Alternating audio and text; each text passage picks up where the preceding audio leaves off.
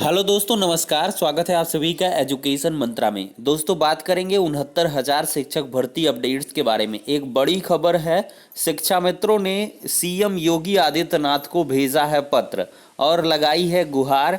किस प्रकरण पर है, इस बिंदु पर चर्चा होगी और डिमांड ड्राफ्ट को लेकर अभ्यर्थी खासे चिंतित हैं। एमआरसी पीड़ित अभ्यर्थियों में मायूसी की लहर किस प्रकार से है, इस बिंदु पर भी चर्चा होगी।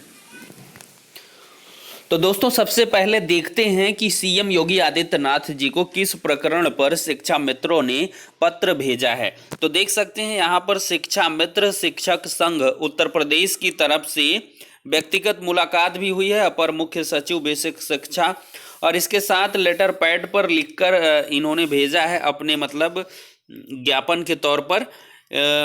ये है सेवा में माननीय मुख्यमंत्री जी, उत्तर प्रदेश सरकार, लखनऊ। विषय है 69,000 सहायक अध्यापक भर्ती में उत्तीर्ण शिक्षा मित्रों को भारांक देते हुए चयन सूची में शामिल करने के संबंध में। देखिए, इसमें कहा गया, महोदय, विनम्र निवेदन है कि हम सभी प्रार्थीगण ने 69,000 शिक्षक भर्ती परीक्षा में ऑनलाइन आवेदन किया था, जिसमें हम सभी अभ्यर्थी सफल रहे एवं हमें जिला आवंटन नहीं हुआ है। श्रीमान जी को सादर अवगत कराना है कि ग्रामीण क्षेत्रों में खराब नेट कनेक्टिविटी व मूलभूत तकनीकी सुविधाओं के अभाव के कारण हम सभी अभ्यर्थी अपना डॉक्यूमेंट साइबर कैफे वालों को देकर चले आए थे और रात में नेटवर्क सही होने पर अधिकांश फॉर्म कंप्यूटर ऑपरेटर द्वारा हमारी गैर मौजूदगी में भरे गए थे।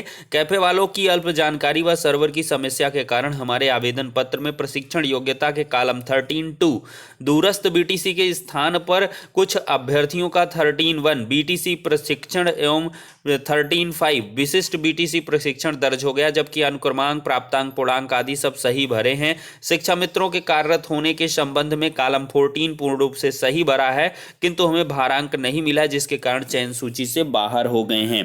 देखिए, इस प्रकरण को पहले भी हाईलाइट किया गया है और इस विषय पर जो है पीएनपी से जो है परीक्षा की गई थी। सचिव बेसिक शिक्षा प्रयागराज की तरफ से बेसिक शिक्षा मंत्री जी के संज्ञान में भी यह मामला लाया गया था। तो फिलहाल अभी ये मैटर पेंडिंग में ही चल रहा है।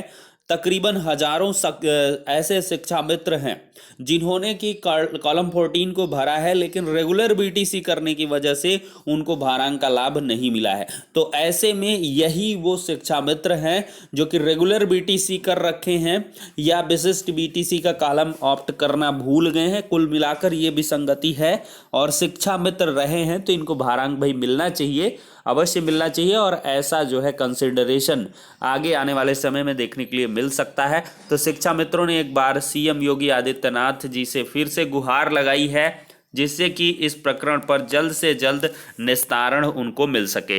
वहीं पर डिमांड ड्राफ्ट को लेकर हम चर्चा करेंगे। डिमांड ड्राफ्ट को लेकर अभ्यर्थी बहुत ज़्यादा परेशान हैं। उनके द्वारा लगातार इधर उधर चैनल में ही हमारे हर एक वीडियो में लगभग डिमांड ड्राफ्ट को लेकर 1-2 कमेंट आ ही जाते हैं कि डीडी को लेकर क्या करें। मैंने पहले ही बताया है, डीडी को लेकर बहुत ज़्यादा परेशान ना हो, ना पैनिक क्रिएट करें।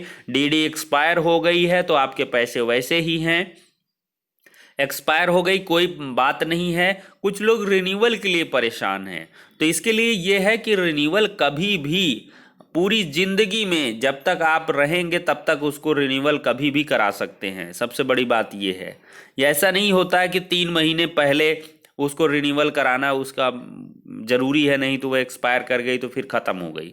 ऐसा नहीं होता है, उसका रिन्यूअल हो जाता है, डमी के रूप में हो जाती है वो, और आपका जो पैसा है वो मतलब एक डमी अकाउंट में पड़ा रहता है।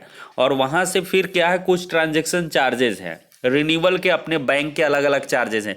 बीओबी वगैरह में और अन्य जगहों पर शायद 500 रुपये की इससे कम की डीडी है तो उसमें रिन्यूअल चार्जेस कम हैं, किसी में ज़्यादा है, तो आप उसके हिसाब से मैनेज कर लें।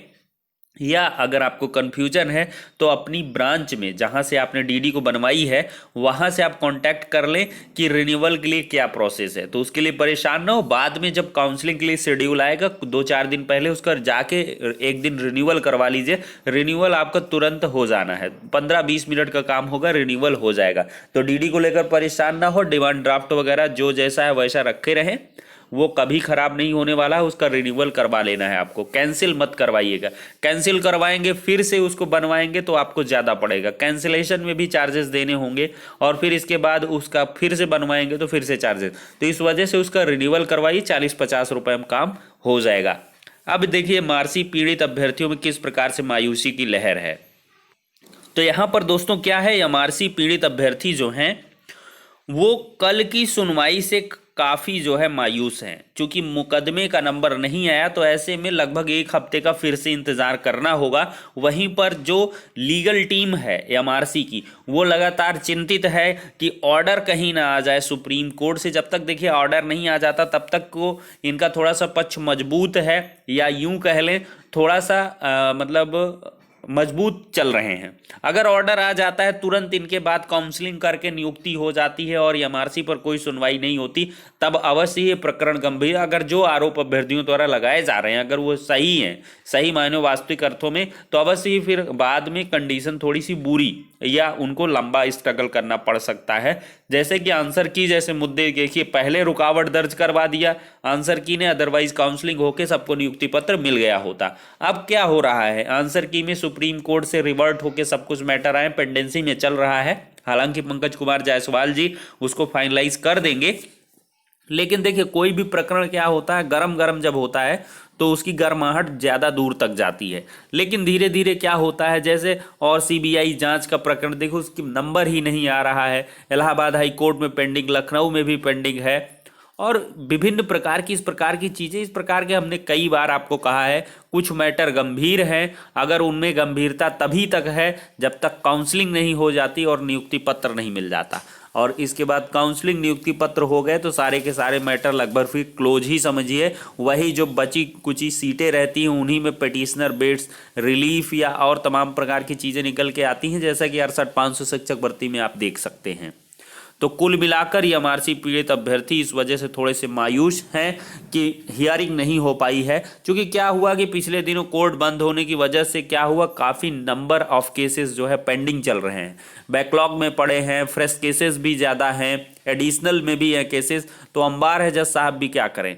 तो देखते हैं दोस्तों आगे आने वाले समय में, मंडे को थोड़ा मुश्किल लग रहा है, नेक्स्ट वीक में ही ये सारे के सारे केसेस शिफ्ट हो सकते हैं, एमआरसी का भी केस और एनसीबीसी को लेकर अवश्य ही थोड़ी सी जो है चिंता की लकीरें हैं, कि चूंकि जो है 9 दिन लगभग बीत चुके हैं, 10वें दिन के बाद से एनसीबीसी कोर्ट में प्रस्तुत करना होगा सारा का सारा जो भी आंकड़ा है। अगर वो आंकड़ा नहीं प्रस्तुत हो पाता तो अवश्य ही एनसीबीसी के द्वारा जो रोक है वो प्रभावी रहेगी, और साफ तौर पर यह कहा भी गया था एनसीबीसी के उपाध्यक्ष महोदय जो हैं लोकेश प्रजापति जी, उनके द्वारा कहा भी गया था अधिकारियों के समक्ष कि आप 69,000 शिक्षक भर्ती को प्रोसीड नहीं करेंगे, और स्टेटस को की सिचुएशन उन्होंने रखी थी। तो ऐसे में ऑर्डर आ भी जाता है तो थोड़ी सी दिक्कतें अवश्य होंगी एमआरसी को लेकर, एनसीबीसी को लेकर, जिससे कि आपको दिक्कतें देखने के लिए मिलेंगी। लेकिन आशा है कि जल्द ही सरकार के द्वारा काउंटर एफिडेविट फाइल किया जाएगा और विस्तृत तरीके से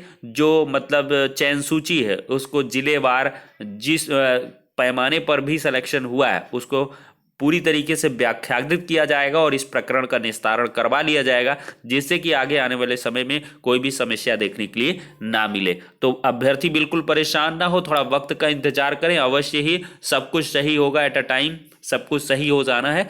तो ठीक है, कुछ ये बातें थी जो आपसे शेयर करनी थी। नेक्स्ट वीडियो मिलते हैं, तब तक के लिए शुक्रिया, धन्यवाद।